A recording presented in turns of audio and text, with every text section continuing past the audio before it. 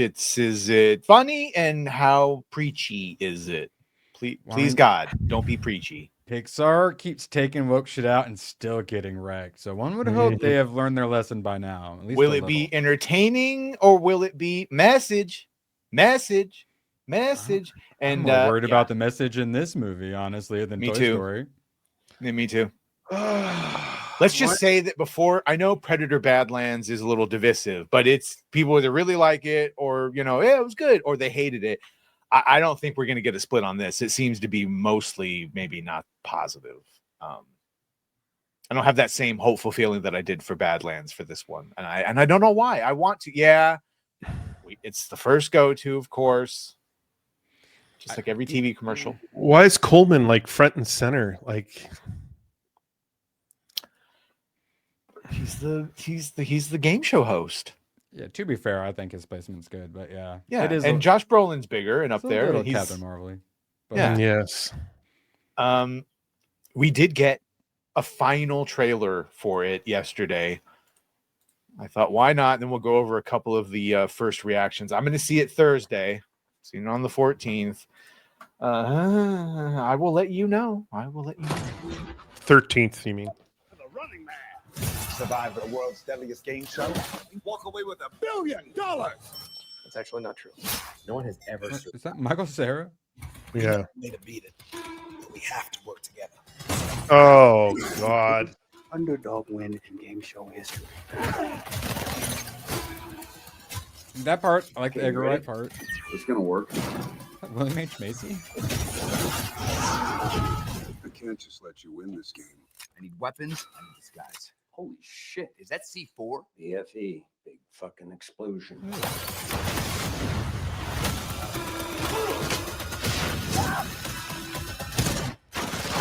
Oh shit! I'm gonna burn this building down. Just give me some good kills. The Running Man, only theaters Friday. Get tickets now. Yeah, it's going to depend on 13th. It's going to depend on how if the action set pieces take it, how if it feels like it's a slog. If it ends up being good, the person who made the trailer needs to apologize. Shout out 2 out of 10 for the add an animator of the watch list. Thank you, Darby, for 5. Would you consider doing music culture segments during times like this where TV, film news, or current event debate content is a bit slower? We covered Sabrina Carpenter. Music culture segments? Yeah. Define music culture beyond rap music's hot garbage, and it's MK Ultra mind control to keep black people poor and retarded. Segment over. Good segment. Kind of over Stephen King. Yeah, that's the thing. And it also depends on how things change sometimes when you're writing things. So here we do have some of the first reviews for it. I know Gooch, you enjoyed him in Chad Powers by the end. By the end, yeah. The issue's probably not going to be Glen Powell. If it's bad, the issue's going to be the writing and pacing. Edgar Wright's update on the 1987 Arnold Schwarzenegger vehicle of the same name, while it has no shortage of action and adrenaline, ends up feeling hollow. It also fails to erase lingering doubts about Glen Powell's viability as a leading man. And I do have some of my doubts. That's Hollywood Reporter. Variety says, released in 87, The Running Man was a lumbering Arnold Schwarzenegger movie. You could say that Edgar Wright, the director of the new version, has made it into a decent Bruce Willis movie. What the fuck does that even mean? And well, Bruce Willis was like an everyday man, where Arnold was larger than life. So I think that's what he's trying to get at. I just checked in. The other guy writing this, other than Edgar Wright, also wrote Inglourious Bastards, Scott Pilgrim vs. World, and Free Willy. What a spread. Yeah. Like, what the hell? 21 Jump Street as well, which is really funny.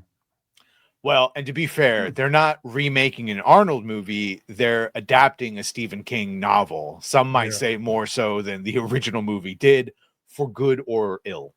I don't know. Probably sounds like maybe a little bit more for ill. Say it's Wright's biggest, boldest canvas yet.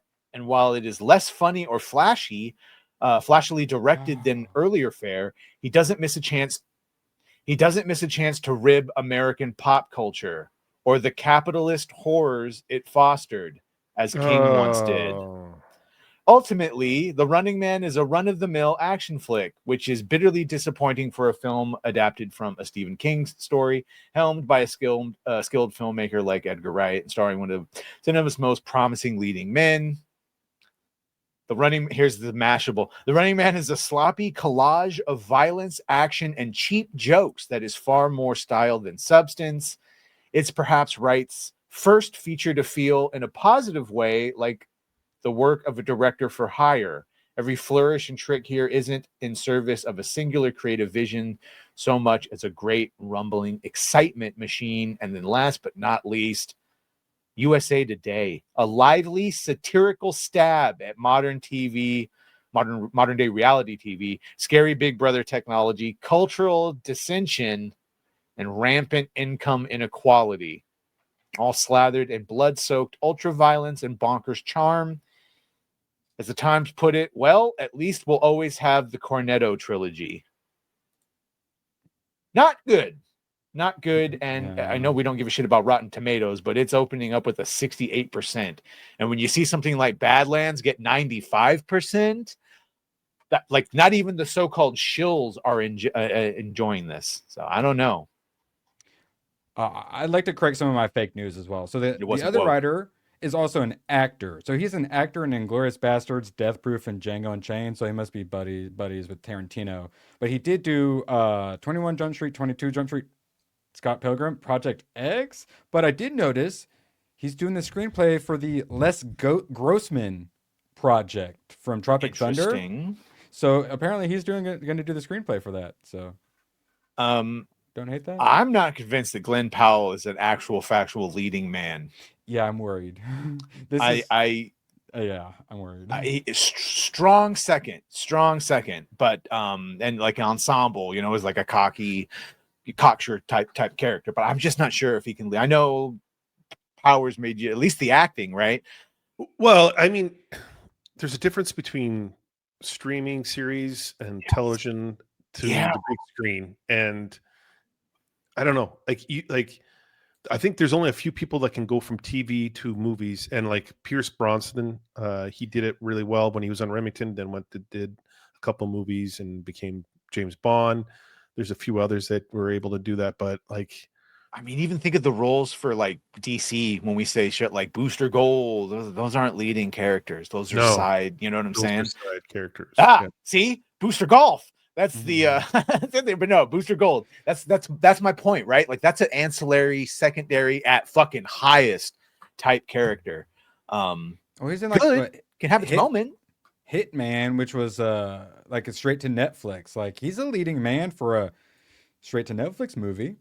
And James Woody Harrelson's not a leading man. He's exactly what we were saying about. No, but maybe he means he's like a Woody Harrelson who is good. He's a good second. He's a good. He's Money Train. You need Wesley Snipes and Woody Harrelson. I mean, even Zombieland, you needed the Jesse Eisenberg. You needed the tandem because True Detective Matthew McConaughey shines him so hard. He just eats that fucking script, eats it right up. The ashes a cigarette into it. The fucking cigarette, the pop in the beer, and like my favorite one is when someone takes that clip of him talking about them going around and like popping the guy in the head, and they do it to like a Call of Duty fucking. It's like me explaining to my girlfriend the last match of Call of Duty. It's fucking Mike comes around from the flank. Is that a sex joke? Woody eats raw pizza. The fuck? What, he just like takes it out of the fridge and all right.